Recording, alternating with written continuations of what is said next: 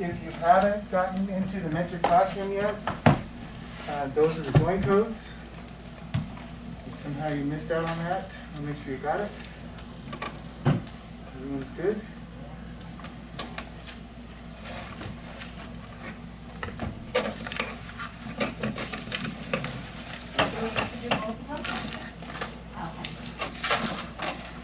So one of them's for Missouri Unified and one of them's for not Missouri Unified.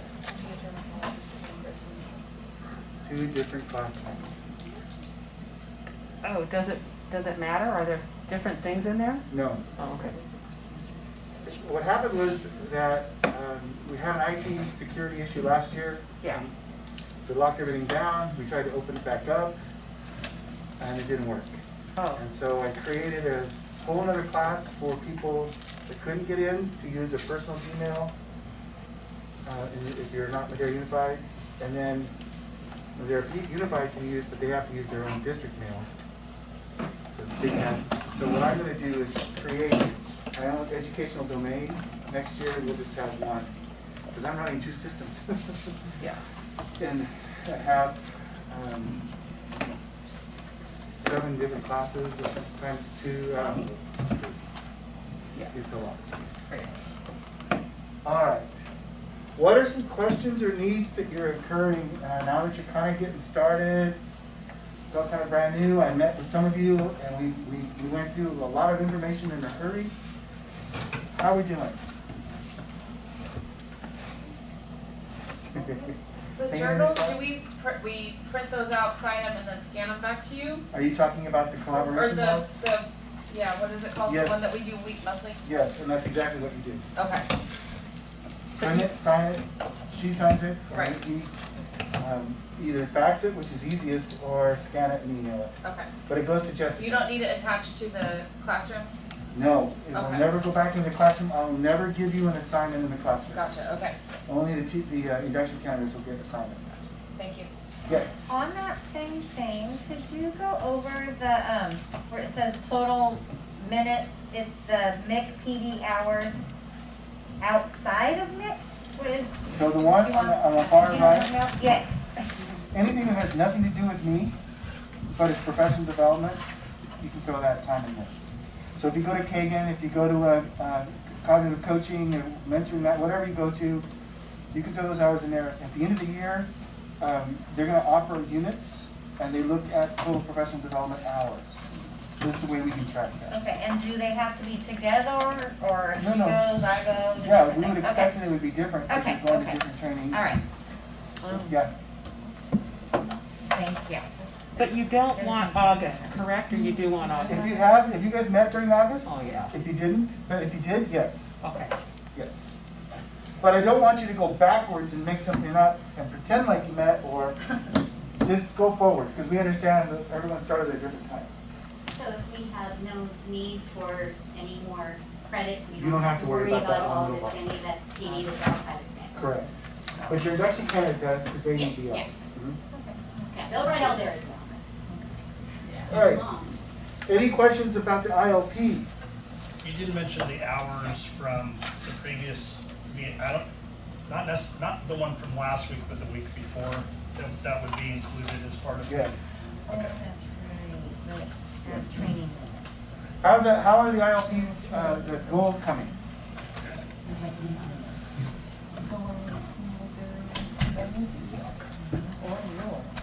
She went to something, she was at the, I went to her. If we went together, we go that. Okay, so we have a question about the goals, so listen, you might have the same question. My student teacher, she's already picked her goals out and everything like that. However, for the evidence or the evaluation, she had like misinterpreted, I guess, like what she could use as evidence.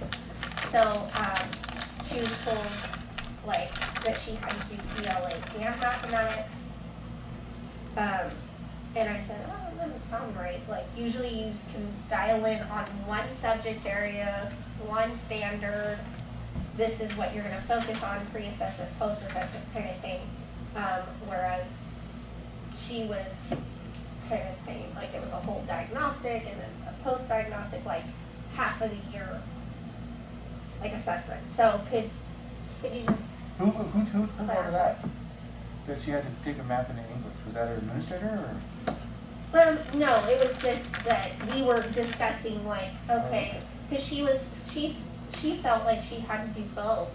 And I said, I don't think you have to do both Okay. ELA and mathematics, but I said I'll find out tonight because Yeah, no, you're correct. okay, You can choose one class or one Okay. subject.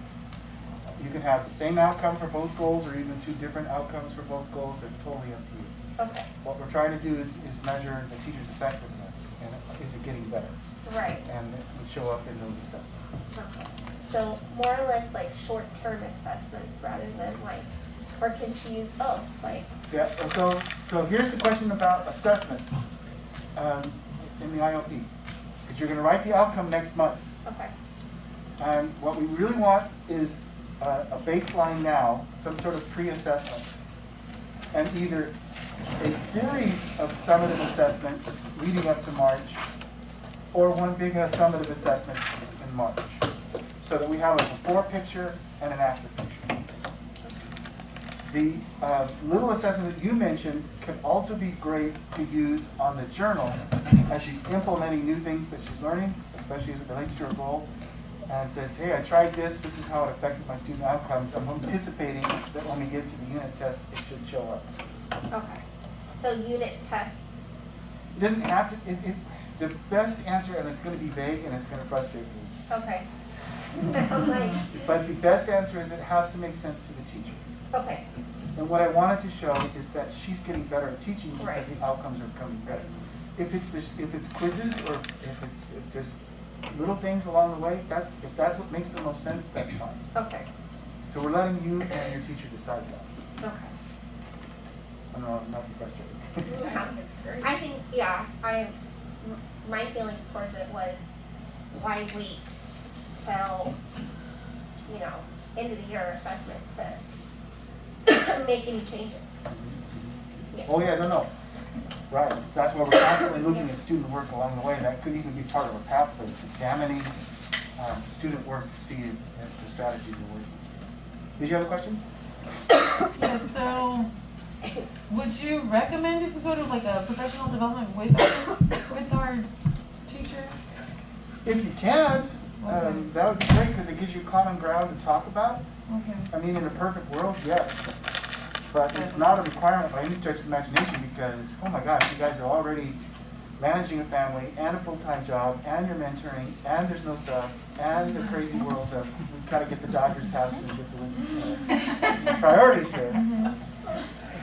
There's a lot going on. And so if you can't, we understand. But yeah, you can go. That gives you more conversation to have. Perfect. Thank you. Yes, I have a question. You mentioned that there's two goals. yes. Are those goals gearing towards the end of the year, or, because you mentioned an assessment in October, and you mentioned one in March. Are those both goals, or do both goals go till the end of the year for March? So the goals are overarching, and I'm going to show you two of them today. We're going to practice looking at that as we do our observation. The question is the teacher getting better? And so what we're going to either do a series of summative assessments leading up to it, so along the way as we were talking about here, or a big idea, like I was talking to a SPED civics teacher who had a lot of independent study. I don't know how to measure this. So we talked about, what if we talked about persuasive arguments? And that was a piece of what we did in every unit. And we constantly teach that, and it's a measurement of, can I get students to critically think? Okay? I want to improve my ability to get students to think critically, I think was something along the lines. And so then he says, well, my students are not even really able to write that well. And so now we're talking about an oral argument. Could they give their point and a counterpoint and 3 facts? And gosh, civics has all kinds of things you can argue about. So he's going to have a pre-assessment right now where he's going to do it, and he's going to expect that nobody can do it, or very little. And then when we get to March, looking at the rubric, doing it again, he's going to expect that 85% of my students will be able to give a persuasive argument with a 4 or better on the rubric, something like that. So for him, it does look like an overall big picture idea with a big summative assessment in the spring. Math teachers, not so much. They like to build the blocks, right? English, especially at the lower grades, we're building the blocks of reading. You want to assess along the way. And so there's a series of assessments. One year I had a teacher that really wanted to spiral their curriculum, constantly going back and so we looked at, let's do a pre-assessment now, and then every pre-assessment before you start the next unit. And those scores should be going up because you're spiraling the curriculum. This is student knowledge that they should already have. Let's see if they're retaining it. And so that, for him, was a series of assessments leading up to March. It can be chapter tests. It can be DRWP for the elementary. It can be fitness tests for PE. All my art teachers this year in the elementary schools are using a rubric. They're not even giving grades, right? But they're trying to assess if kids are making it using a rubric. And so that's what they're using. In some of my moderate and severe SPED settings, they're comparing student progress to IEPs.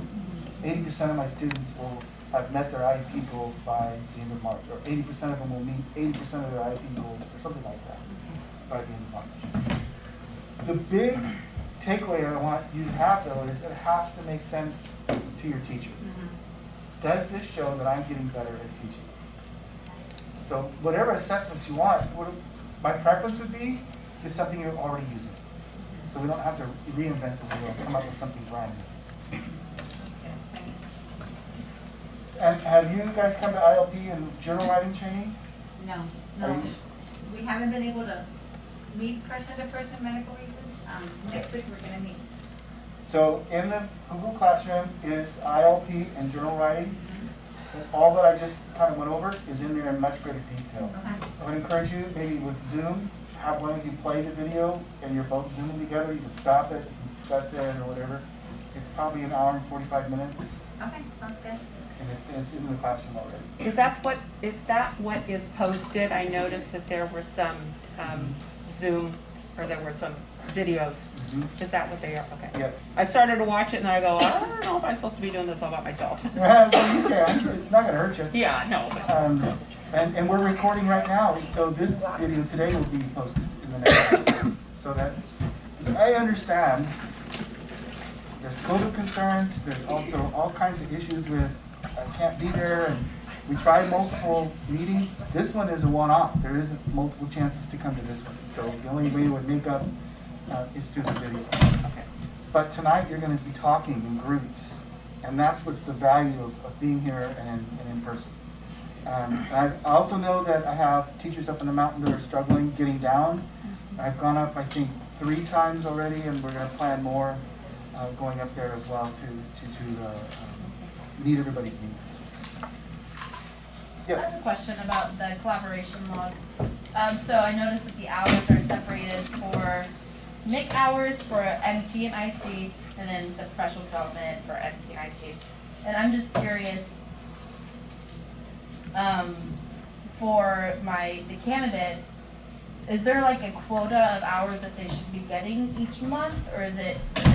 I just want to make sure that If it's you're meeting every week, and you're meeting 1 hour a week, it's 4 hours a month. Some months don't have that, like, we get to November and Thanksgiving, and we're not going to meet during Thanksgiving week.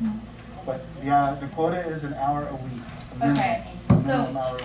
For outside of MIC hours, is there a quota for that? Okay, I just wanted to make sure, because I was going to put 0 and I was like, oh, I don't know. Okay, all right, thank you. Any other questions? All right. Tonight we're going to be talking about observations. Let me get a handout.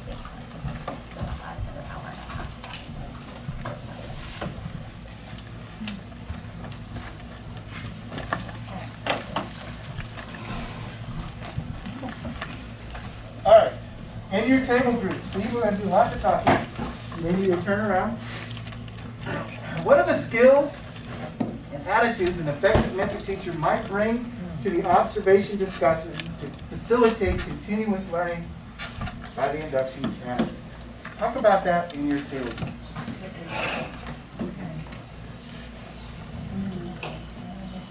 My name is Eunice, by the way. I'm Eunice, Y-O-U-N-E. Thank you for spelling because it's like, I can't understand anything. That's right. You would have said John and I still would have got it. I'm Brittany. Brittany? And I'm Sandy, Sandra. Sandra. I think just having a positive attitude is the most important thing, especially with new teachers feeling so beaten down sometimes with all the requirements that they're having to get used to. But just knowing that you're like, hey, it's here, I'm happy. Let's try and, or if, like, I think like we're just including the attitude that they bring to it, can also be beneficial.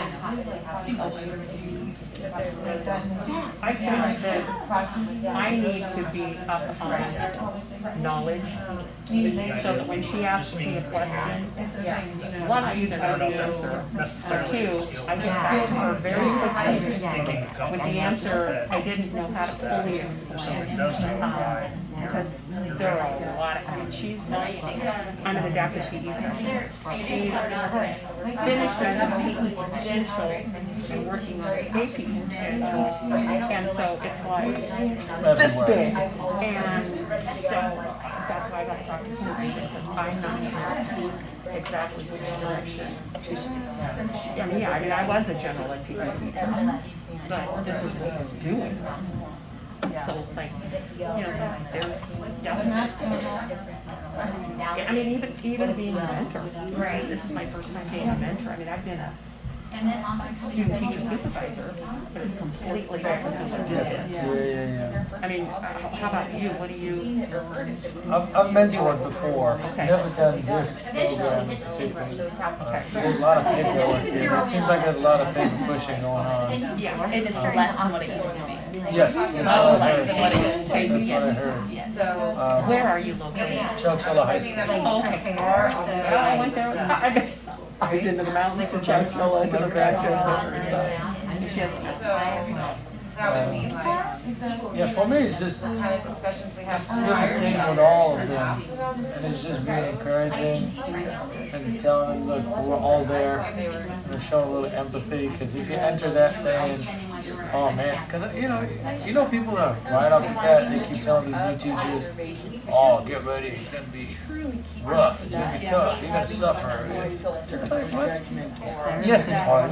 It's like If you're a teacher, exactly. There's a learning curve for me. that's why we're here now. Exactly. Yeah. Because it's Expectations, like what you said, just the positivity and the confidence, like you said, just knowing that they can come to you, no matter what it is, and you're gonna be like, she's getting, I'm gonna get through it. And having that, of course, I think. And soon enough they calm down. Soon enough they realize, okay, I guess if we fill out this paper on Friday instead of Thursday, it's gonna be all right. Because at first they're very, oh no, am I gonna lose my job? So going to school, because she's working on her add-on. Yeah. All of it. So, I mean, she's trying to get all for it. So are you guys, All right. What are some skills that you think we need to have this But he was let go of his last job, so he's very down. Be able to listen to understand rather than listen to respond.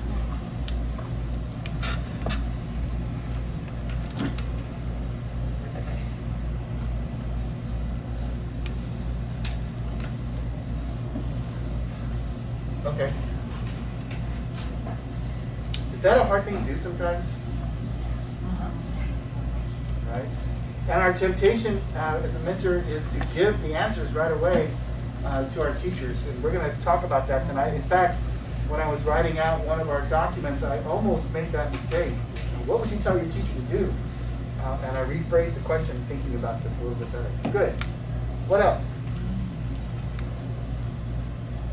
having the confidence to answer a question, but also to have the confidence to say, I'm not sure how to answer that question, I'll get back to you within X number of time. Like, make that definitive. So we're just keeping it real. Hey, I don't know the answer, let me figure it out. Right, I agree. That's a great response. Good. Yes? We talked about, like, being prepared, like preparing them what an observation is and looks like what the expectations are.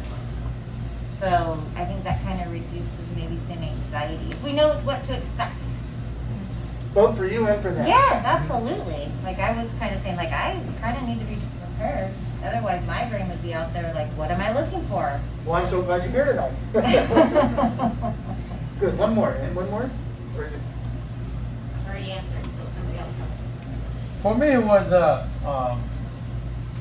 I've done this for a while, but never with you guys' program, and bringing those newcomers around campus with you to meet the, admins and all that. That's been a great tool in the past for me, because they're so scared. They never go to the office. They kind of stay in their classroom. They're new. So if you're like, hey, let's go say hi to everybody in the office, they go, and by the time the observation comes, it's not this person coming in the room. It's just, oh, it's John. He's cool, And I'm talking about formal observations for them. So getting them maybe familiarized with the dark side, let me say. And we have that purpose with the triad meeting that we have, where you're going to go and discuss that goal. But I also am meeting administrators and giving them an orientation. And my ask is that they go and meet with their new teachers for 5 to 15 minutes every week. And it doesn't even have to be about school. Just go in and check and see how they're doing. And I will tell you, last night, today's Tuesday, right? I love it. Last night, me this morning. Last night, we had 35 people here, they're all brand new teachers, and we had them stand up as an answer to a question. And one of the questions was, are you bringing stress home with you at night? 80% of the class stood up. 80%. So what we're sensing is that this year, it's not abnormal, but it's abnormally high. That teachers are working harder than they ever have, and they're bringing it home. And through a few more questions, we found that it's impacting the relationships of the people in the house, right? So we see that. We want principals to come in and say how things are going, so that we can lower some of that anxiety. Observations is one of them, but just having a principal walk by makes your sphincters pucker up, right? You're just getting worried. And we tighten up, and we get all of our thinking that should be in our neocortex goes back down into our brainstem, and we can't, and most of the time we just lose. So that's a great thought. But even you walking into their class causes them to be nervous. And I found out the hard way. I didn't understand, because I never think of myself as the intimidator. I really don't. I'm not that, it's not my personality, it's not my take on things. And yet, time after time, I realized that teachers were getting nervous when I was walking, and I'd only be there for 20 minutes. And I already told them, I'm not looking for what you're doing wrong, I'm looking for what you're doing right, because you have plenty of other people telling you, you need to do this and you need to do that. I just want to go in and say, wow, this is awesome and this is good. And yet they still have this anxious feeling. So let's talk about that and look at our observation. Okay. In a pre-observation conversation, what are some things that we should be talking about? And we were going to do it at the table, but I want to give you some shout-outs. What do you think should be on the list of things we talk about in a pre-observation meeting? Objectives for All right. the lesson. So and we could even stretch it out a little bit and say, hey, I'd like to see your lesson plan before I go in, right? And hopefully the objectives are on there. Okay, good. What else? See if there's anything in particular that they would like to be looking out for. Actually, you have that agenda already. It's one of two things. It's either goal 1 or goal 2. Right? And yes, we could go in and do a holistic observation, but really, with our program, we want to focus on those goals. And so if you've been talking about, I'm wanting to add some procedures because I'm working on my classroom management, you're going to go in and your main focus is going to be on those procedures. So that's the kind of conversation. But you're right. What is it we're looking at here? Having that discussion so you both are on the same page. I'm kind of thinking back to, like, on that being prepared, like, we get those lesson plans, and we have this plan on everything's supposed to go, and this anxiety, like, okay, like, we have to do it just like this.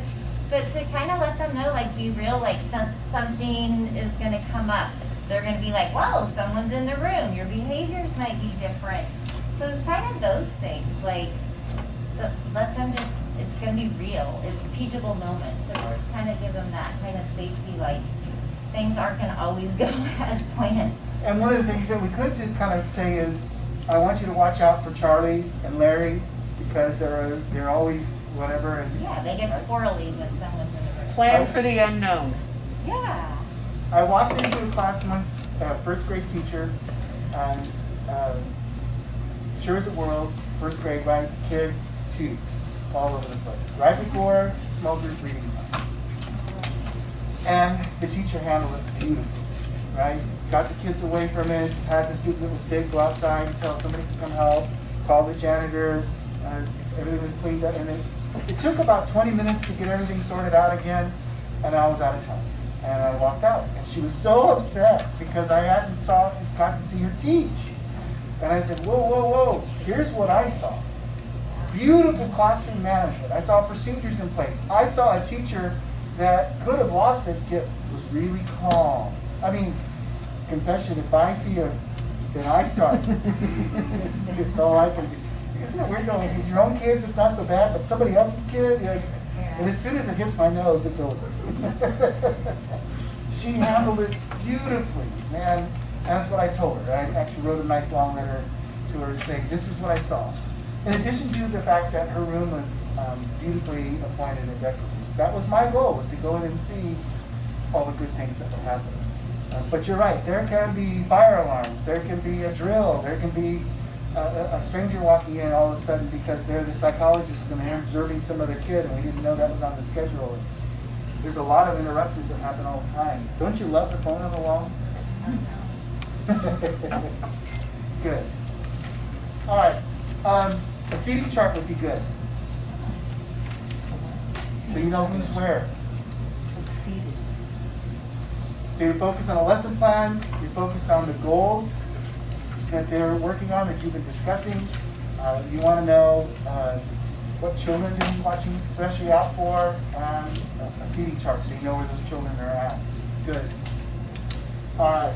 Those are great topics to discuss. Any other ideas? I was just thinking in the children to look for, since on their formal observation they have to name students, if they'll share that, I mean, that's handy to know so that you have a chance to help them reflect on how those students are doing before their formal observation. Well, we also have those 3 students that we picked for our ILP goals. They may be one and the same. That's my suggestion. Yeah. Because I'm Great curious. idea. Good. Any other thoughts? How many of these are we supposed to do? A minimum of 2 per semester. Okay. Now, subs are a nightmare at every site throughout the county, and the farther east we go, the worse it gets. So if you're up there Fast Lake, forget about it, right? We learned last year that teachers could record themselves teaching and share it with their mentor. The mentor could check it out at 9 o'clock at night, maybe with an adult beverage, and it was all good. So we want to kind of pull that from what we learned last year. In lieu of, I can't get to the class because even if I had a prep period, I'm out subbing it during my prep. There's no subs. If they'll record themselves and share it out with you, that works as well.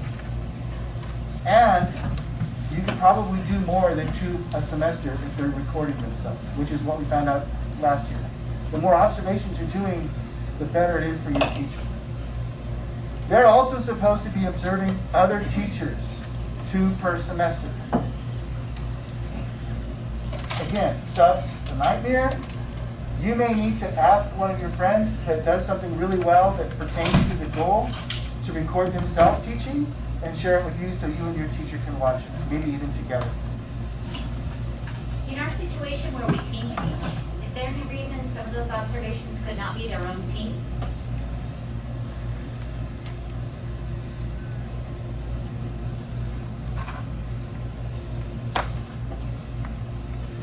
And that's a good question because I have the same thing. I'm the only adapted PE specialist, she's the other one, and who else is she gonna observe?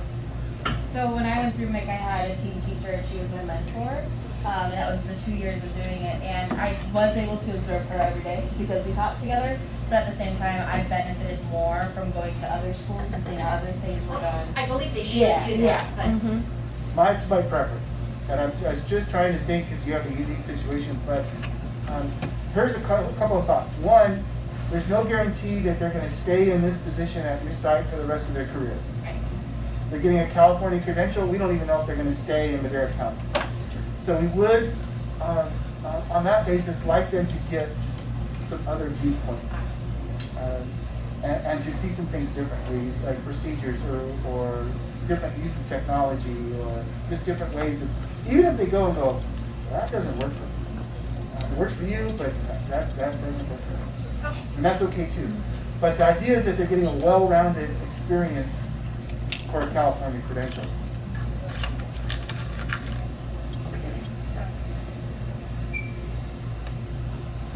Okay.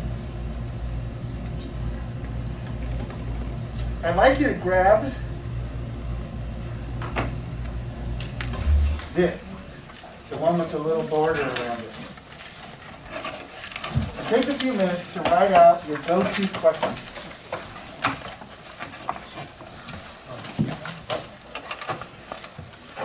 No cheating because there's questions behind. Observation? The one right on top of the border. you have a couple of them with borders, so. Yes, too. The white ones all have The borders. one with the diamond. My bad. I didn't know I was that creative. That's why. I took time there. I didn't even think about that. Okay, the one with the diamonds. Think about some go-to criteria, and don't cheat by turning the page.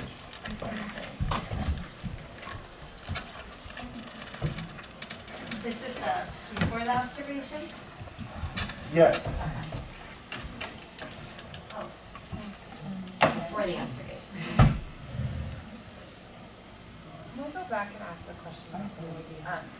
The lesson plans, so are they supposed to be writing out lesson plans for their class, or are they No. writing formal lesson plans for us, for our observation? If they can. That I wouldn't go like, to a 4-hour project, but they should have lesson plans anyway. I mean, we have a Canva, but nobody writes out full-on lesson understand. plans, you know what I'm saying? Just to give you an outline of what's going to happen. Okay, but you don't, they don't need the That's whole. not a requirement, no. Okay, yeah. That's 4 hours of work. Yeah, exactly. I was thinking, okay. Worse than some plans.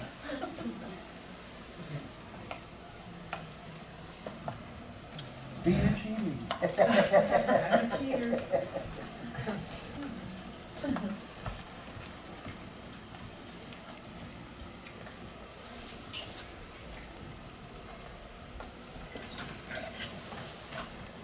Sorry, my daughter's having a baby. Woohoo! Yes, we're early, but everything's okay. Do you want to be excused? Yes, please, can I? Okay, yeah, I gotta go. I was gonna say, what are you doing here? Get out of here. It's funny because her son's birthday is today, the 28th. So when she was asking for the guessing date, I said, well, you're gonna be early, so it'll be September 28th. She's like, no, Mom, not Hudson's birthday. Are they close by? I have to go back home, course school. She's in Clovis. You want to just drive to Clovis and go see the baby? No, there's no baby yet. I just have to go and get ready and then be with my grandson because I can't really go. You're not going to be thinking about anything else anyway. No, so I'll watch the video apparently. There you go. Okay. And you gotta Sorry, I was really disruptive. Her name's Olivia. Yay. Can't tell you're excited or anything. I'm sorry. Hope I can drive. All right, Grandma. Have a good day. And I can't be in there, so that's why I'm like, yeah. I was there for the other one. So. Aw. Okay, bye. Bye. Congratulations. Thank you. Do I have everything? Okay.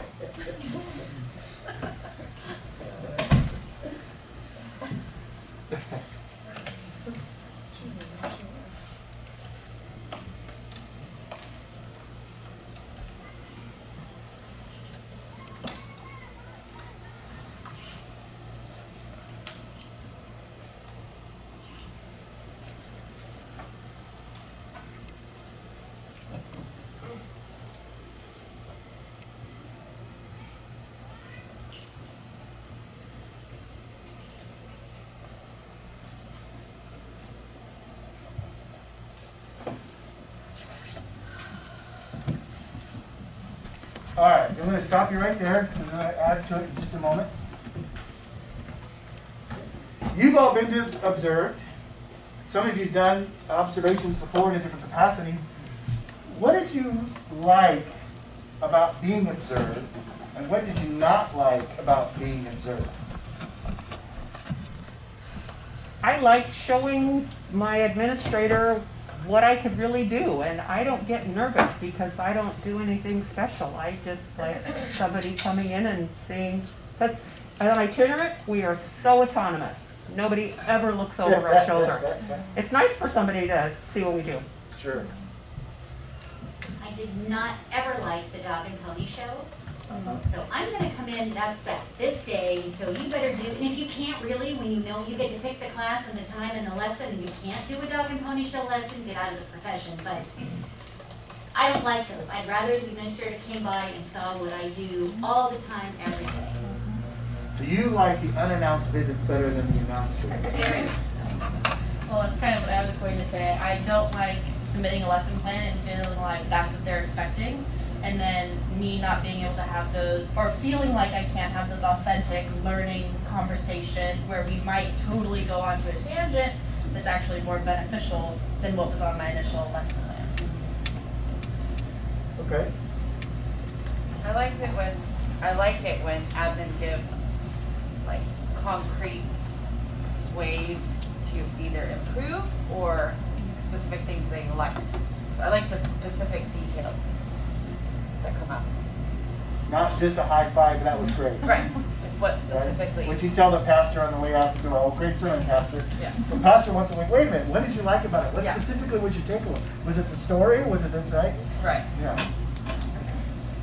What I like when an admin comes in is that they become almost an active participant in the class. So they're not just, and that kind of goes to what I don't like, is where they come in and do, you know, that thing. Because that drives me nuts. I'm like, you're gonna come into my class, you're gonna learn something. So I like when they actually come in and go, oh wow, you know, and they'll actually interact with students. What do you think about that? That kind of thing. I love that. It's been a long time, but the best principal I ever worked for would do a script tape observation. And then he would ask, what do you think went well? And he'd acknowledge all the things you came up with and add some more. Was there anything in your lesson you think you could have improved? And he often I would come up with something and he'd say, no, that was fine, it was something. But I finally hit on the thing he also thought could be improved. Like, so then we'd get to that discussion. But then he would say, you know who does that? Check your for understanding really well. Abby does. So I'm gonna cover your second period on Tuesday, so you can go watch Abby do that. By the way, because your opening of lesson is always so incredible, I'm having so-and-so come watch that. So they were able to be enough of an instructional leader to actually know people's skills and weaknesses. So all of us knew we had something to offer, and all of us knew we had something to learn, and we were doing it with each other. And it was, I've never been in a school with a culture that, except maybe the one I'm in now, with a culture that fabulous. Smaller school? It was an overseas school, so it was just very different. It wasn't the size of Madera South. This is so hard. Yeah. Because as soon as they start to go do an observation, we need you for discipline. Right. And that didn't happen. So we didn't really have discipline to deal with it. I can't imagine a principal having the time to say, I'm gonna go cover your class and you're gonna go watch. I can't imagine that now. That's like now, that doesn't happen. It's a school without discipline. Well, it's happening this year. That's what I'm saying. Yeah, it is. Yeah, it's happening this year. I talked to Virginia Pierce Cummings, who used to be here. You know Virginia, don't you? She's now, Jenny, and she's in Core School, the one behind, I think it's the one behind the park, Yosemite Lakes Park. Oh, okay, What's yeah, that? whatever that one's called. Riverside, River something, Riverview? Yeah, I think so. And she said that she's subbing in the class 3 times a week. Oh, yeah. Not 3 times, Yeah. 3 times a week. Our principal subbed for 2 weeks straight. Oh. The VP was something too. And the VP was subbing too for another week and a half. So it's been crazy. Okay, so some of the things I'm hearing you say about observations is a little bit of interaction. What I really hear is specific feedback and a cognitive coaching approach. Share with me what you thought went really well. Let me add to that. Just share with me what you want to work on and add to that. Is really where we want to be. Your job as an observer is to be a mirror. And the hardest part about being a mirror is that you cannot put your opinion into it at all. So if you are observing and you see a student put their head down in the back of the class, you might be tempted to write, and so Johnny was goofing off in the back of the class and not paying attention. Well, that's an opinion of what you think Johnny's doing. The fact is, Johnny's head was down and his pencil wasn't writing. We don't know why, but that's all we write. Johnny's head was down, and maybe the teacher says, oh my gosh, I didn't notice that, and so now that's a discussion. Or it could be, yes, Johnny's not feeling well, his parents both work, and we don't have a nurse on duty today, and we had no place to put him. So I let him sit in the back of the class so that he wouldn't, and this is even before COVID, right? But now, you're gone. Now there's no, right, we gotta do something, but. Or it could be, yes, his mom and dad had an argument last night and he's not feeling it, and rather than letting him be disruptive, I let him sit in the back of the room, quiet until there was a problem. The teacher may be aware of it, the teacher may not. But all we write is Johnny was in the back of the class with his head down and not writing. All right.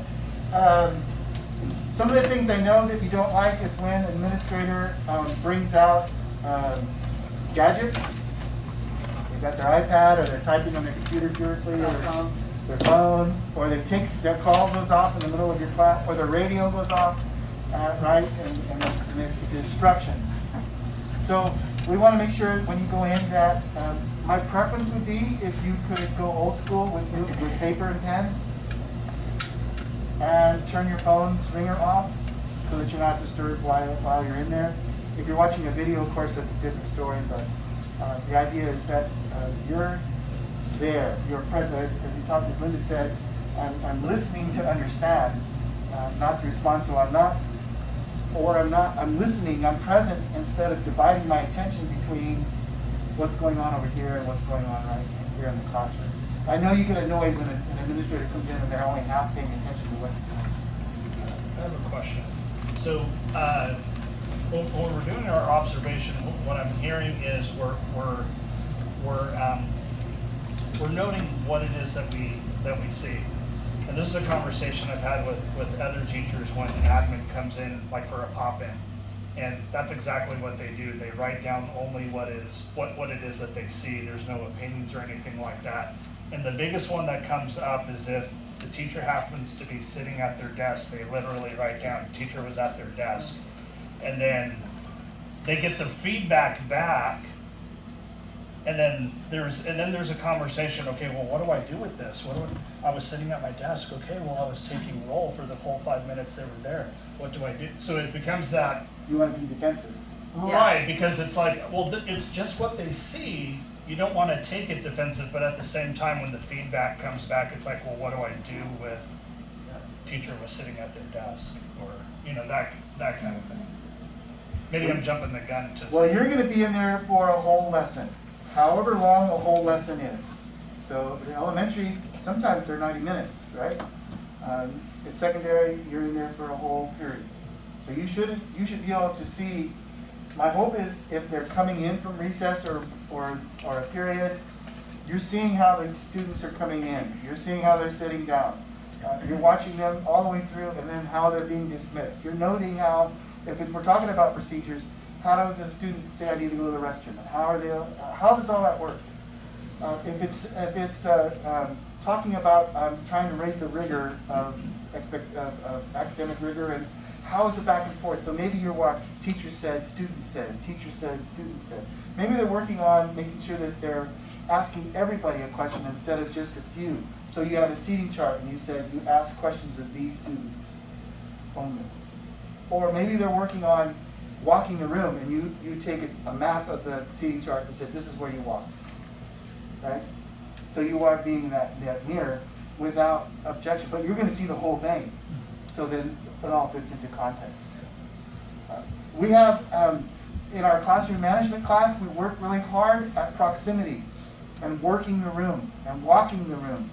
And one of the things that we find is that teachers are biased, and they tend to walk either unconsciously towards the right because they're right-handed, and so they're consistently, they walk here and they walk back, and they think they're walking the whole room. They don't even realize that this whole side of the class never gets their attention.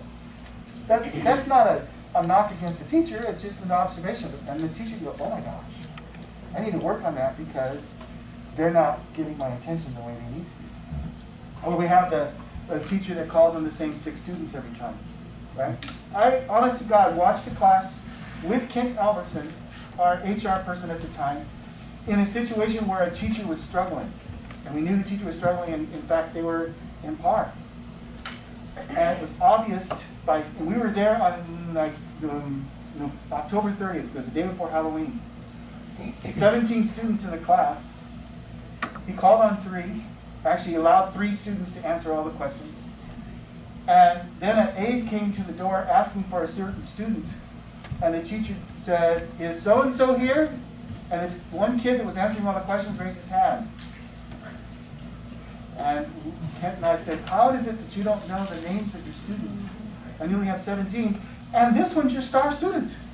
He answered all the questions. How do you not know that?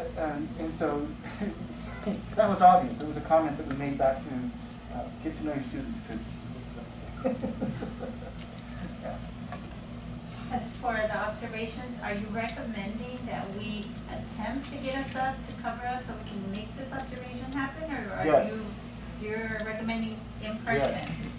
That's my preference. But I know that it's not reality. But so so we're watching them for one lesson that's an hour block, or less 45 minutes. Are we allowed subs for that length of time? Because the way we're doing it now, it's half a day or the whole day. Half a So day. how is that gonna work? You take a half a day. Oh. Okay. What's the subcode Are you for that? mentoring more than one? No, just one. What's the subcode for that? Is there a big subcode? Yes, professional lead, NIC, for Madera Unified. One thing you can do is if you have another teacher that's a mentor, you can share the sub, Okay. right? So you can observe from 8 to 10, and they can go from 10 to 12 or something like that. Okay. You can also take the time to kind of think about what you just observed, or write your notes and be prepared for the meeting that's coming, for the post-op meeting. I know, but the reason we don't have 1-hour subs anymore is because we can't find subs to come in and fill for 1 hour. When they get a whole day, they won't take the 1-hour jobs. No, it's understandable. If there's a permanent sub on campus, it can come and cover your class. Okay. That would be great. We don't have that. They're all taken up? That's why we're talking about recording, Okay. because it's just, oh my gosh, what are we going to do? And it's not the best, but it works. Specific details on your notes when you're getting them back in that feedback. And we definitely want to start with what you saw was really good, right? And even starting with asking the teacher what you thought really worked well, and then commenting with that. But I think one of the things that annoys us when we're being observed is the general feedback, right? All the class went well, and pats on the back kind of comments, Good job, Bonds. right? Yeah, that was great. Thumbs up as you walk out of the classroom. They really want that feedback as much as you do when you were being observed. Good. Okay.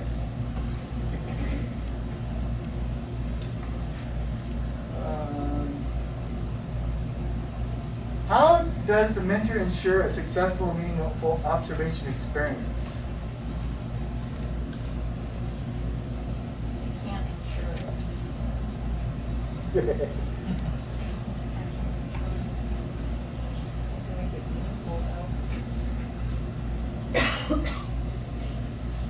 How do we make it meaningful? You've established a trust and a rapport with your mentee, with the suggested, give them some candy, give them a, I'm glad you're my mentee person, that went a long way. Have lunch with them. reiterate maybe foibles that you had when you were a young teacher and say, hey, I didn't even know what a cube folder was. I didn't know what an SST meant. So if these are questions that you have, just kind of comforting them with no question is silly, please no, come to me. Right. Then that's going to be the bridge to having the observation. They're going to trust your feedback and be open to displaying their skills in front of you and know that you're on their side for true feedback. In a lot of mentoring situations in my life, I've had people say, oh, I could never do that. I could never be this good. I mean, you got it all. And I'm like, oh, dude, you're seeing the finished product. You didn't get to see when I was just starting out and all the mistakes, and then, like you said, tell the stories of what's going. First time, before I was an educator, I was a pastor. The first time I did communion in a Baptist church, I went to get the tray, and there were the bread, you know, they're like biscuits, right? They're hard. And there was none in the bottom one.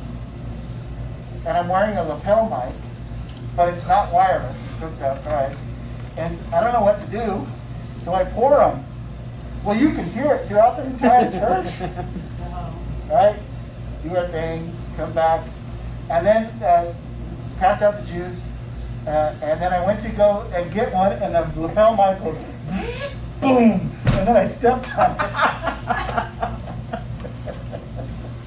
Yeah. We all have those moments where, talking about observations, and the first time I was observed, I froze. And I went, for 10 minutes, and then later on had a meeting, and he was a real nice guy. He says, well, I really would like it if you'd start class when the bell rings. I know. You came in and made me nervous, and I froze. And he laughed. You know, we had a laugh about it, and we moved on. But it happens. We've all had those beautiful moments, right? Or when a bad word accidentally slips out of our mouth in front of the class, or whatever, right? We've all had those issues. Absolutely. All right.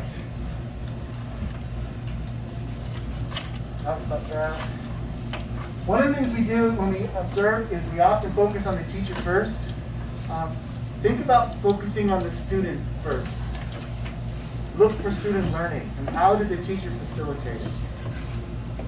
What are the students doing? And so a couple of thoughts is, one of them is you can with a notebook, every 5 minutes, just write down what's happening. Just record it. Or you can write down teacher said, student said. Or you can look at student movement.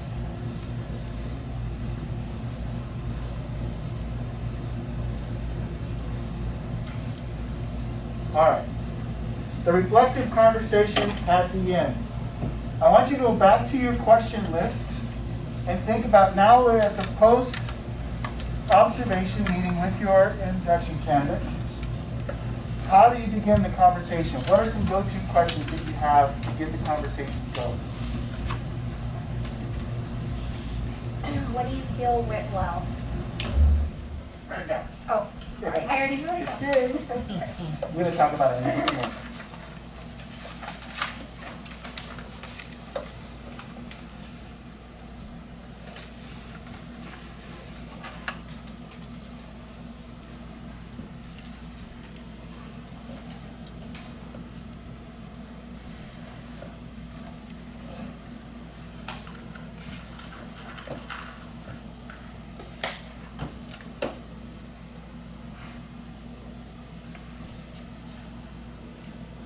All right, in your table groups, talk about some of the questions that you wrote on your paper.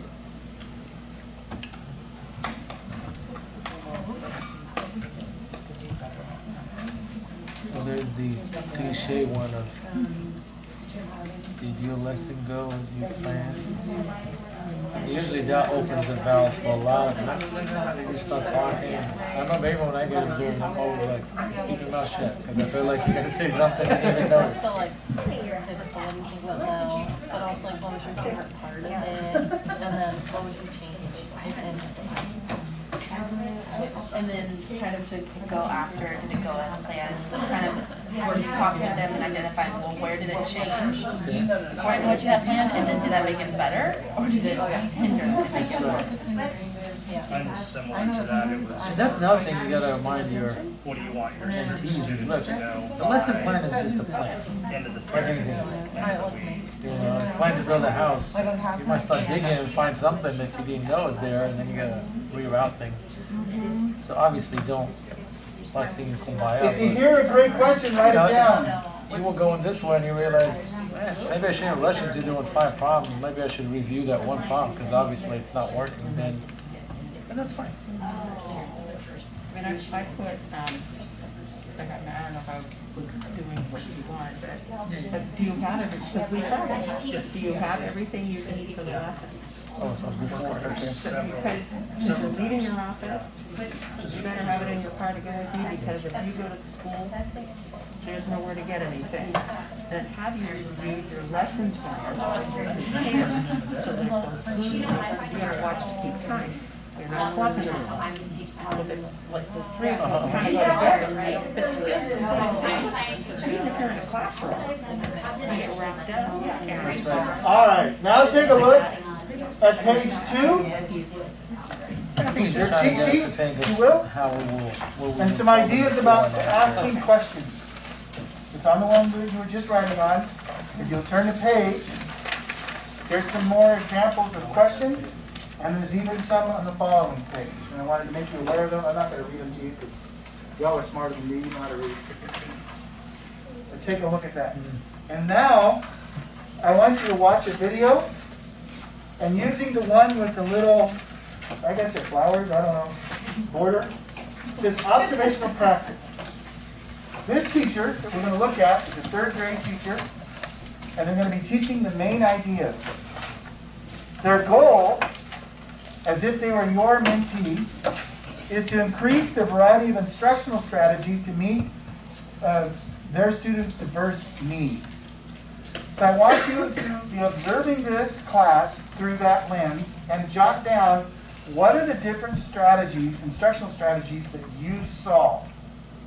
I want you to write them down. You ready? Let's see if my text still works. Oops, that's worth it. Try that again.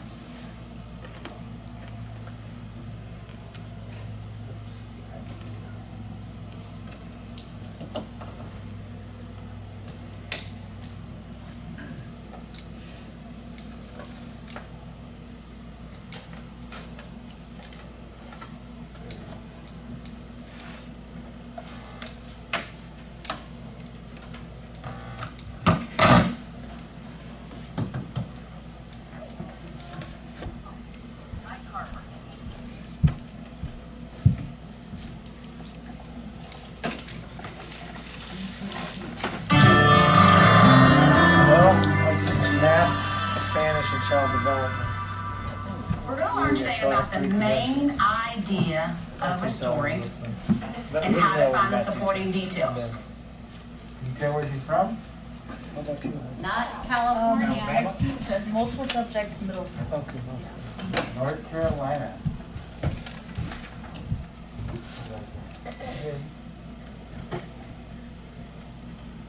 But you know how I am. I don't want you just to find the supporting details. I want you to be able to tell me why they're the supporting details. Because a true learner can not only state the facts, they can defend it just like an attorney could defend you too. So, here we go. Turning your reading spiral to main idea. I think we did a main idea table. Main idea. Find that main idea table, or you may have drawn a main idea chair. I left that option up to you, a main idea table or main idea chair. Take a few minutes to look over your notes and refresh your mind about what main idea is. Give me a thumbs up if you think you know what a main idea is. Thumbs up if you think you know. If you're not too sure, you one in the middle. Okay, hands down. Some of my thumbs up people, what is a main idea? What's a main idea? Adrian. It's the big picture. It's the big is a route, okay? You also saw supporting detail on your spiral. What's a supporting detail? A supporting detail. Supporting detail. Olivia, what's a supporting detail?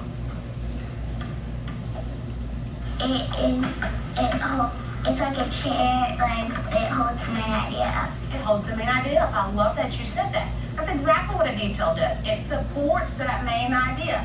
It holds it up. So today we're going to read a story about Frog and Toad. And your job is to do a little bit of visual thinking. Rachel, you can refresh my mind about what visual thinking means. What you think you should write down. Okay, what you think you should write down. You can expand on that a little bit more. I love what you're saying that. When you visual think, you write it down. You don't say it out loud, you write it down. I love that you said that. When I'm doing visual thinking, whatever I'm thinking, I don't say it out loud. I don't raise my hand. I write my thoughts down. Does my thought have to be a question? No, it doesn't have to be a question? Oh, what could it be then if it's not just a question? Em? It could be a statement, like. Exactly right. What you think. It just, like, it doesn't have to be a question. It could just be a statement. It could be a comment. It could be a statement. Very good, Em. It could be what pops in my head. Because you know Miss Barbie at the movie theaters, what does she do all the time? Talk. Because when you're reading or watching something, you should be thinking the whole time. You shouldn't just be reading the words. You should be attaching meaning to it and thinking about it. So today you're going to do a little bit of visual thinking. Inside your buckets on your table, there's a sheet, and it says Frog and Toad. Please grab one sheet out of the bucket. Your job is to start doing your visual thinking when I say proud. But you know how I love to have fun? It be to your best interest and make sure you think and I'm able to see it, okay? Okay, proud. Okay, you guys ready?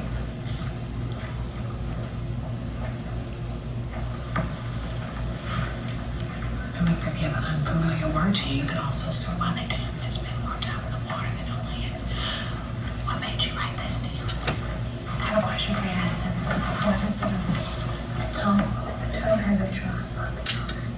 Right? You made a little nose and toad and frogs have a lot in common. Did you find a lot in common so far? Did you find anything different about them so far? You know, I love that you started the very first sentence asking yourself the question so that you'd be thinking about that question the whole time. How do they have more in common than they have different? Now, let me ask you this. Do you think you know what the main idea is so far? What do you think it is? Actually have more in common than they have in differences. Have you found any details that support that yet? Throughout the story, anything that supports how they have things in common or support how they have things that are not in common? I truly enjoyed what I saw. I could tell exactly what you guys were thinking. So when I came around, I didn't have to ask you, hey, Jared, what were you thinking about this? I was able to see his thoughts on his paper. A lot of you have already figured out what the main idea is, which is pretty impressive. So right now, if you have not gotten to that point in your thinking process, I want you to take just a moment, and at the bottom of your paper, I want you to write down what you think the main idea is. At the bottom of your paper. This is just private time for you. What do you think the main idea of Frog and Toad is? I love how Kate's writing complete sentences. He told me the main idea is.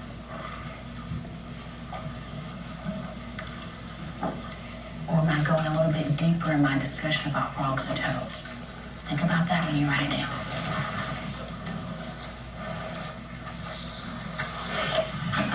First, the story has you what frogs have in common and what frogs and toads have in common and what they don't have in common and how they do their thing.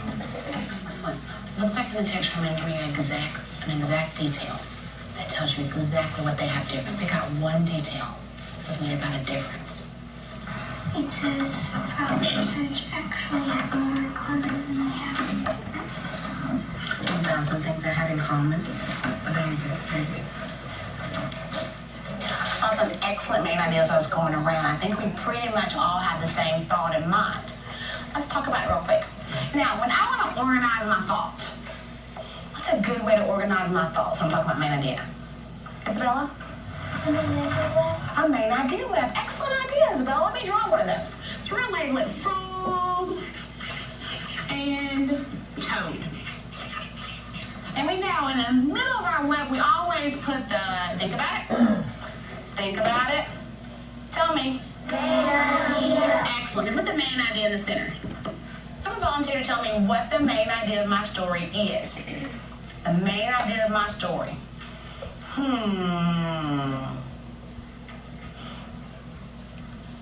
Diego, you want to tell me? They belong to the same family. Okay, so frog and toad have things in common. What else? That's not the whole man. That's not the big picture. It's a little big piece of the picture. What else? The main idea is that how frog and toads are different and alike. Excellent. Main idea is about how frog and toad have things in common and their differences. Now we're going to delve back into our text one more time. We're going to look for supporting details. I want 2 supporting details about how they're alike and 2 supporting details about how they are different. Okay, I'm going to give you 2 minutes of group time to talk about it. You may proud to your groups. Remember, head to head, head to head. No, it doesn't say that. It doesn't really it says slimy toad really doesn't make much sense. I said that. I'll say their eggs in batches and toads lay their eggs in batches. That's the difference. That's a good difference. Oh, that's a great one. Write that one down. Write that one down. It's an excellent one. Is that something they have in common or something that's different? In common. Go ahead and write that one down. It's an excellent fact so far. Make sure we delve back in our text and find it. When you do your text evidence, make sure you tell me which paragraph you found the evidence in. Paragraph 2. A frog flew out of the water trying to feel relative garden or depending on whatever you're talking to So you guys have already found a few details. What detail that you found so far?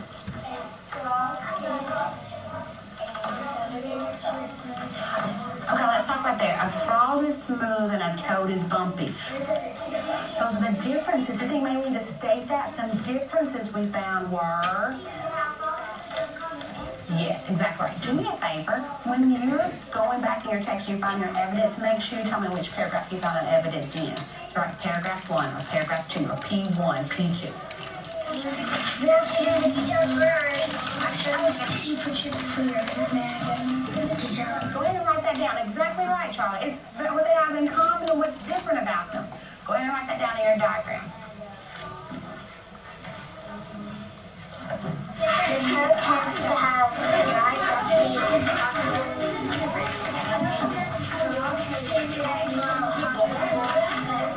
Warty skin. Okay. Have you done a third one yet?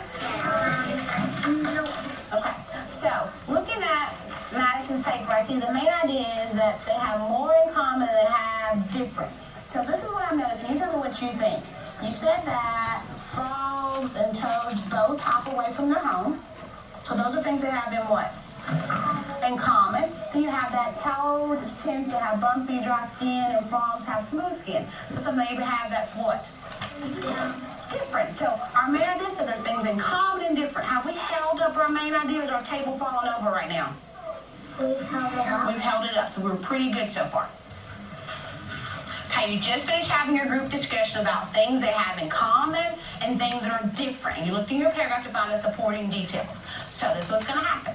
I'm going to go to each table and I'm going to surprise you and ask you if you're going to give me something they have in common or that's going to be different. I do ask you to tell me where you found that particular detail in paragraph 1, paragraph 2, paragraph 3, or 4, so on. Because you need to have text evidence. You have to prove to me you found it there. Okay, let's start with group number 4. Give me something they have in common. Something they have in common, group number 4. Jared. Oh, they are both amphibians. Excellent, Jared. Jared, where'd you find that in your text? The first paragraph. First paragraph said they're both amphibians. What about paragraph 1 on that? Table 2. Tell me something that is different. Different. Willem. Frog's skin is slimy and toad's skin is warty. Excellent, excellent. Frog skin is slimy. Toad skin is warty. What paragraph did you find that in, Willem?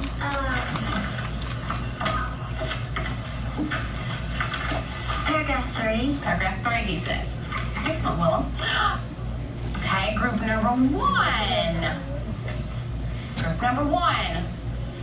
Tell me something in common, group number 1. Something they have in common. Landon. Frogs and toads both hop away from their water homes. Okay, they hop away from their homes. What paragraph did you find that in, Landon? Paragraph 2. Paragraph 2. No, 1, sorry. It's 1. I can make it into a 1. No worries. No worries. Last but not least, group 3. Group 3. I need a difference, group 3. Tell me a difference between it. Frog and a toad, according to the text. Emma. Dogs can eat frogs, but they can't eat toads. A vocabulary word we learned not too long ago is when you can eat something, it can be eaten. Is that true? What's another word for you can eat it? That's hard. You know what, Jared? That's why we eat frog's legs and not toad's legs?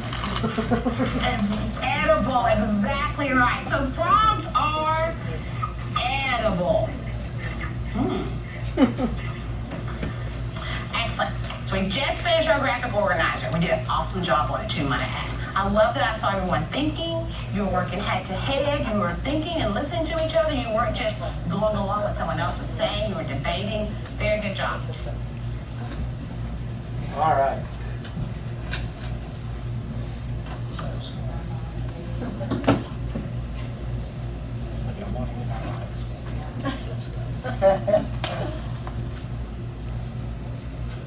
Okay, in your table groups, I want you to compare and contrast the strategies that you found. Go.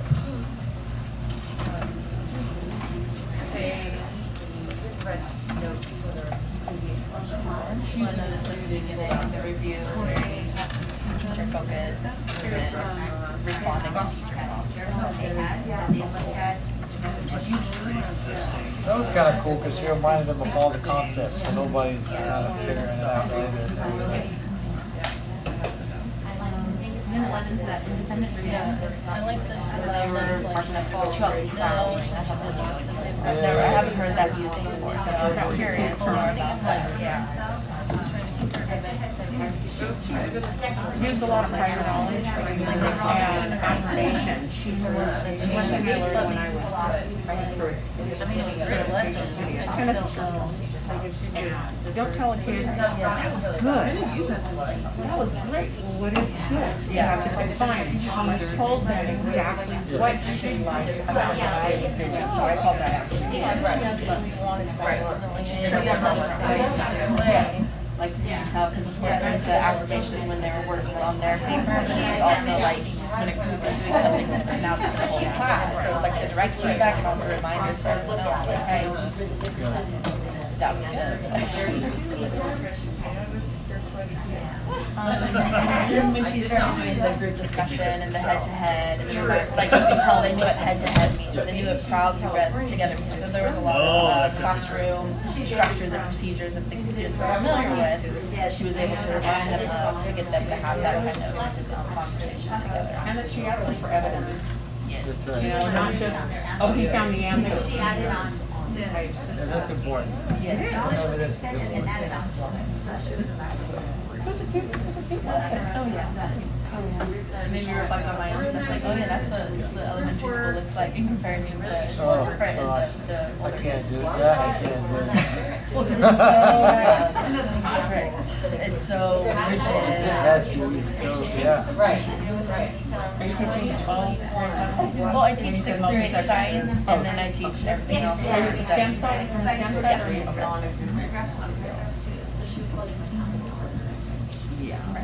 And you do what, high school too? Or you do? I do preschool through high school, so no, 3 through So 12. you're all over. But I did teach 4th and 6th grades at a I mean, private she could have school. used the Okay. something, she's the But still, all of these, you know, All right, let me grab your attention. Yeah, apply. Fine, good. yeah, I do too. But the hard part It makes a good is lesson. Did some of your group see something that you didn't see? I'm sorry. Did somebody bring up something that you didn't see or catch? I think I did. She mentioned that, she called on some students by name and others, she just pointed at them. I didn't catch that. Okay. It's something I noticed, but I didn't use the same word, but the word that Sandy shared was affirmations. So just continuous affirmations, but they serve different purposes at different times, and they were delivered in different ways, and they were also very specific. Right, right. Any differences at this table? Y'all saw the same thing, pretty much? Did you guys have a total agreement or I disagreement? was thinking if our goal is to meet like diverse needs, I didn't really see any differentiation, but maybe it's just something we couldn't see. In 15 minutes, it may not, you Yeah. may not see that, yeah. I didn't want to give you the 45-minute video because I could already see your eyes rolling over. Okay, but my point is, are you going to see everything? And do you bring a bias to the classroom? Yes, of course. Yes.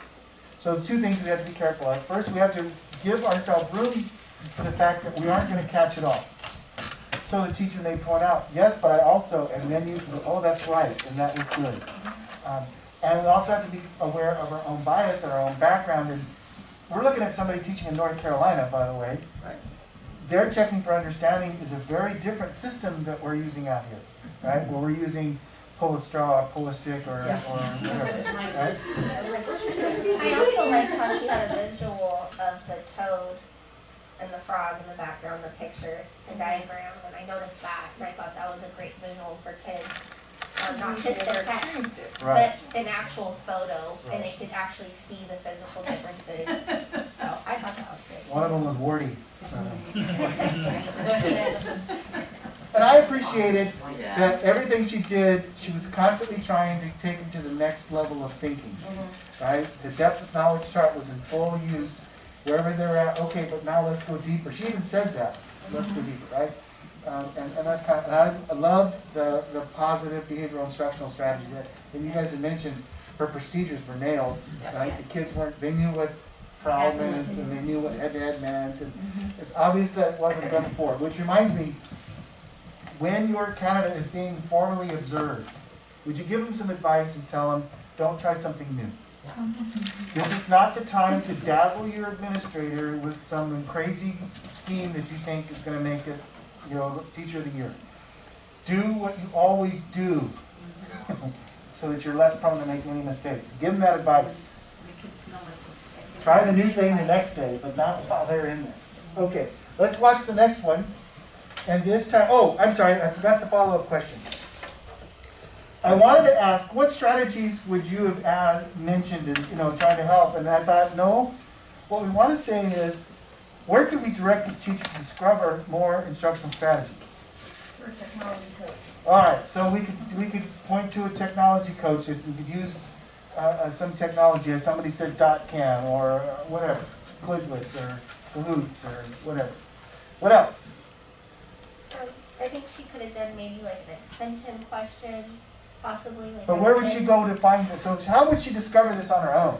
Oh, okay. Right? That's the point, is I want you to help them discover on their own versus telling them this is what you could do. A trip to the zoo, or ask the zookeeper to come, or from the reptile Okay, so we section. could ask Esper about, so she has more curriculum knowledge. Good.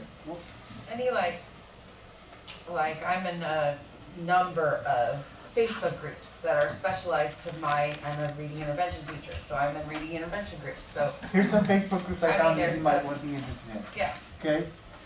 Good. Could she have found instructional strategies in a different grade level with a different topic?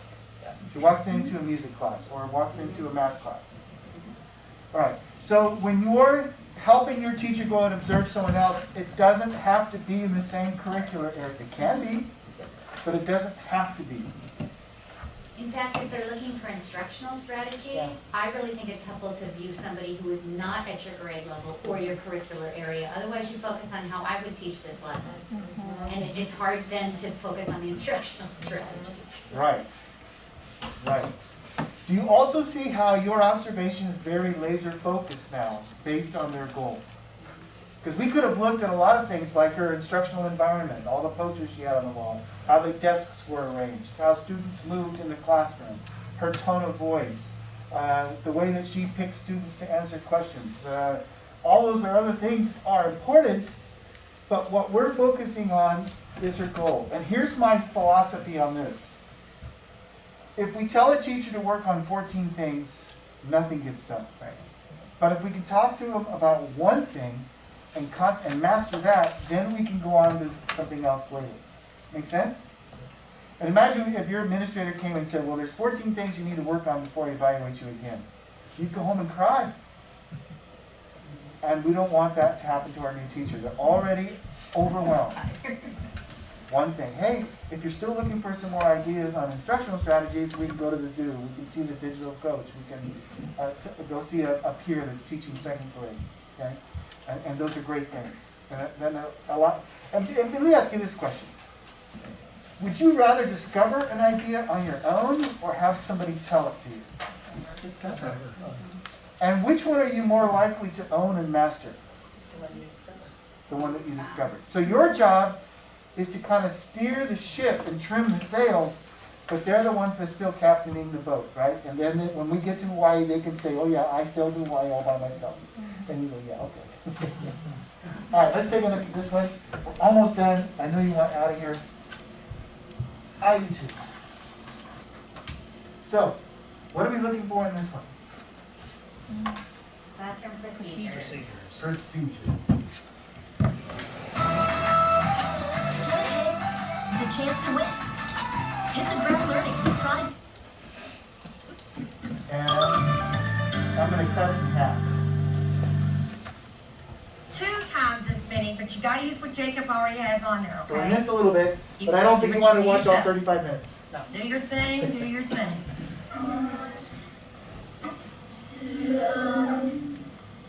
Grade 4, 5.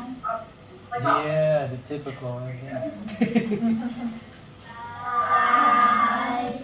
6, 7. He says, yes, I can. Tell me why. I said, show me 2 times as many. Show me 2 times as many. I did 7 apples. You did 7 apples? Is that a group of 7 apples? It's not a group? Yeah. You tell me. You think it is a group. Why is it considered to be a group? Because I put 7 apples. And you put on, we could put a circle. Did Jacob make a group of 7 apples? And what did I ask you to show? Show me 2 groups of 7. Did I say show 2 groups of 7? No. You are interpreting that, and that's exactly what I want you to do. That's exactly what I want you to do. But what did I really say? Show me 2 times. What did I say?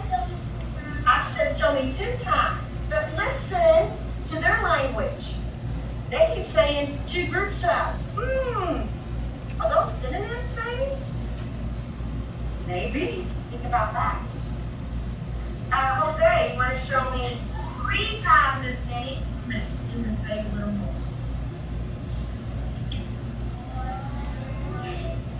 2, 3, 4, 5, 6, 7, 8. Alright, you caught yourself. Why'd you go back? I heard 8. He might pay attention. Well, he must have been paying attention because he stopped. He didn't pay attention, he would have kept going, so you did pay attention. So tell me what you got here, Jose. I got 21. You have 21? How do you know? Because I know that 7 times 1 is 7, 7 times 2 is 14, and if you add 7 more than 14, you'll get 21. Cool. So you got, I'm going to say, do you have 7, or you have, how many groups up here? How many groups do you have? 3. 3. So could I say you have 3 groups of 7? Does anybody know the synonym of what I asked him in the beginning to do? What did I tell him? I didn't say come up here and show me 3 groups of 7. What did I say? Giovanni. 3 times 7. I did. I said show me 3 times as many, didn't I? 3 times as many. Good job. Jose, you one. Dejanay. I need you to show me 4 times as many using already what they have. It's not COVID time. 1, 2, 3, 4, 5, 6, 7. We finished. So can you explain what you have up on the board using all your peers' stuff too? 7. You have 4 times 7. She's confusing me. Do you have 4 times as many as Tiandra? Yes, you do. So tell me, are we finished? Story? And how do you know? Think. Are we finished with the story? How do you know? I'm going to read it out loud because I think some people might need that. Tiandra, 7 apples. What color are her apples, everybody? Yellow. Reese picked 4 times as many apples. How many apples did he pick? Are we finished with our story? Did we solve our problem? No? Talk to me about that. Talk to us. Because we have to figure out what it equals. Have we done that? No. How many of you think we've shown what it equals? What should go with our picture to make it very clear that we have an answer? We've got some equations up here. We've got a visualization, a picture up here. What else would even make it better? Total?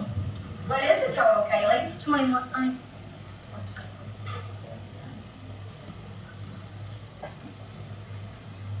Kelly, what were you gonna say? 21. 21. Jose, did you say 21 when you had 3 groups of 7? Yes. And now there's 4 groups of 7. So what we need to do? Add 10.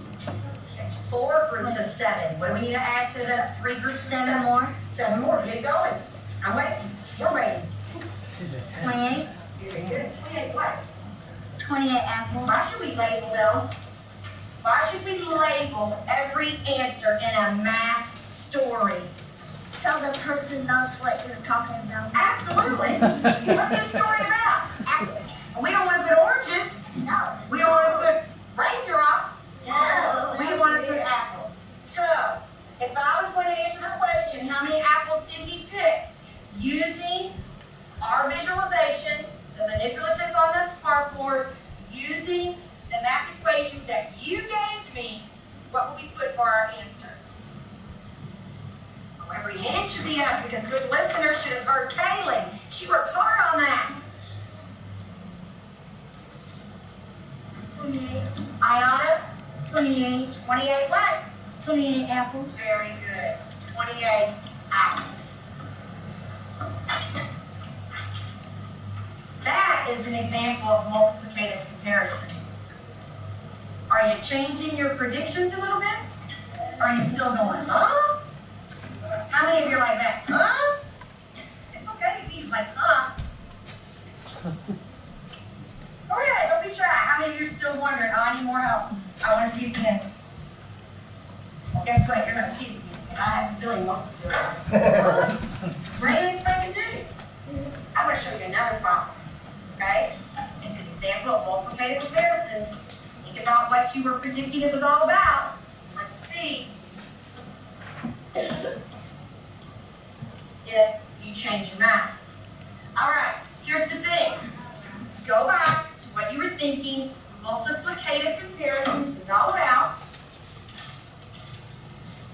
And I want you to focus on the repeated words.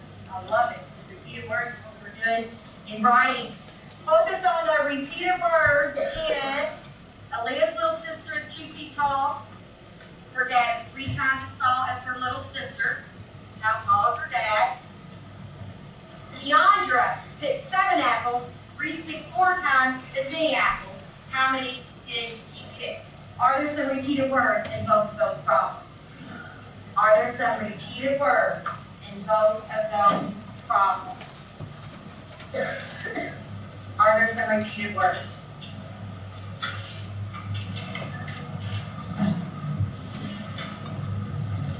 Aaron, are there some repeated words? Yes, what do you see? Picked? You see pick? Oh, okay, I see what you're doing. I want to know, yeah, pick is in here twice, but I want to know if there are some repeated words in both stories. You're absolutely right. So let me rephrase it. Comparing both stories, are there some repeated words? Would you like some help? Or are you thinking? More time to think or help?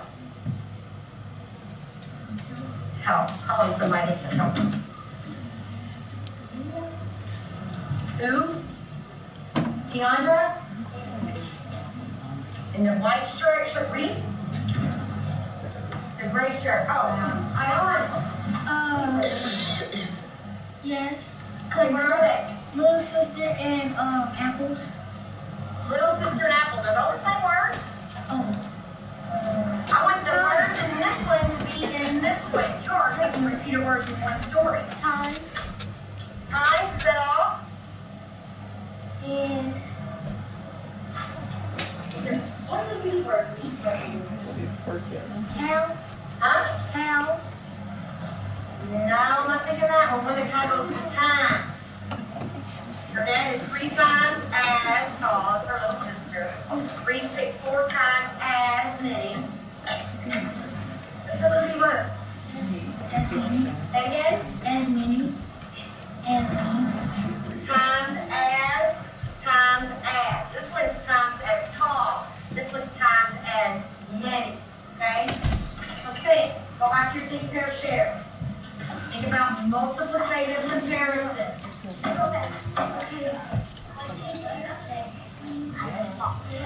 Multiplication comparisons. What does that mean? Still, I think it's where you can like the community and try to make them like balance those and what's that all? I think it's the same thing for you can give them balance. It's like a story problem, and it can like help you with story problems about counting and multiplication.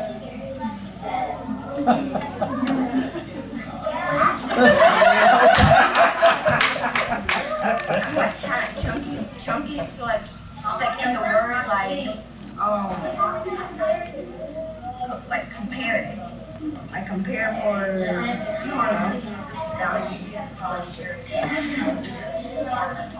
you have anything else to say?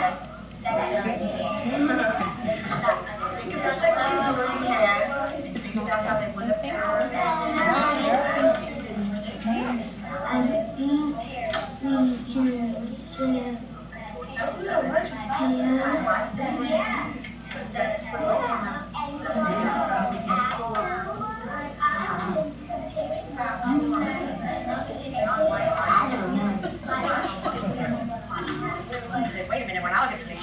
2 on this side and 6 on this side when you were talking about your dad. Is that balance? So what do you mean? You're gonna have to explain balance to me. Ah! So you're saying balance for another word for commutative. Gotcha. Okay, give me 5. Does anybody want to share their thoughts now? Did your thoughts about multiplicative comparisons change? Because I know in the beginning, a lot of people say we're going to compare multiplication problems. Is that really what we did? Did we compare multiplication problems? Yes or no? Thumbs up if you think we did compare multiplication problems. Okay, explain why we did that. How we did that. We were comparing multiplication problems. Can you explain it? Do you have evidence to explain it? Matthew? We compared 2 words that were both in them. You compared 2 words in them. Did those 2 words have to do with multiplication? Yes. Okay. Did we compare multiplication problems? Because if you said we did, you've got to prove it or I'm not going to believe it. So you people that just raised your hand, you better do that how you're going to prove it. And if you can't prove it, you might say, ooh, now I don't know so much. If I really believe that's what we did. I agree with you. We compared the problems, the story problems, and found a repeated word. What do you think we really did? Because when I'm thinking, maybe I'm thinking differently than you, but when you all say we compare multiplication problems, I'm thinking I compared 7 times 4 to 2 times 3. Did I do that? No. Well, that's what I'm thinking because that's what that means to me. So who can tell me what they think multiplicative comparison means? And prove it with evidence. Just like when we infer in reading, we must prove it with evidence.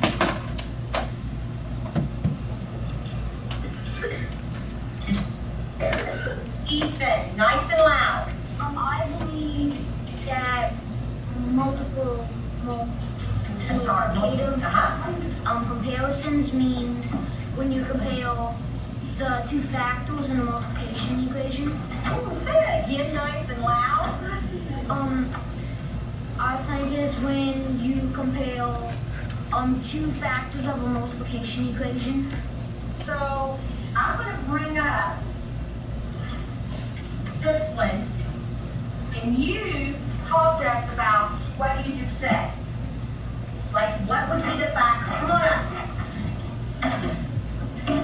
All eyes. Miss Frank's the student, Ethan's the teacher. The factors would be 4 and 7. How do you know that? I know that because 7 times 4 would equal 28, and did our pictures show that? Did our pictures show 7 times 4 or the commutative 4 times 7? Did it? Yeah. Can you circle that so people can see where it says 4 groups of 7 or 7 groups of 4, however you want to look at it? Good. Why didn't you circle that one? Because that is another Yeah, it is. And who's that about? Tiandra. And what is the rest of the story about? We've got to use this information, but what is the question focusing on? It's focusing on how many apples Reese picked. And which one of these colors shows Reese? Red. Yes. So he said, and let me restate it, and if I'm not saying it right, you help me. Because sometimes kids understand your language better than they understand my language because they're used to hearing their peers speak. So you're saying that multiplicative comparisons are when you're really comparing the 2 factors in a story to get a product. Go back to your seat. Yeah, that's what I said. That's what I said. I'm going to look at different ways we can say 4 times 7 equals 28. Okay.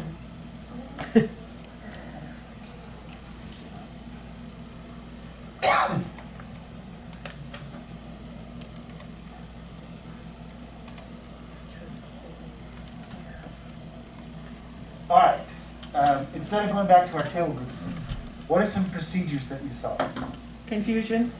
I liked how the class counted as the student moved, so Okay. she's worked with them on interacting, and it's not just. What was their procedure to get kids up to the class, to the front of the board? Do the kids know what to do? Okay, so she called them individually. Well, how did she get students to answer a question?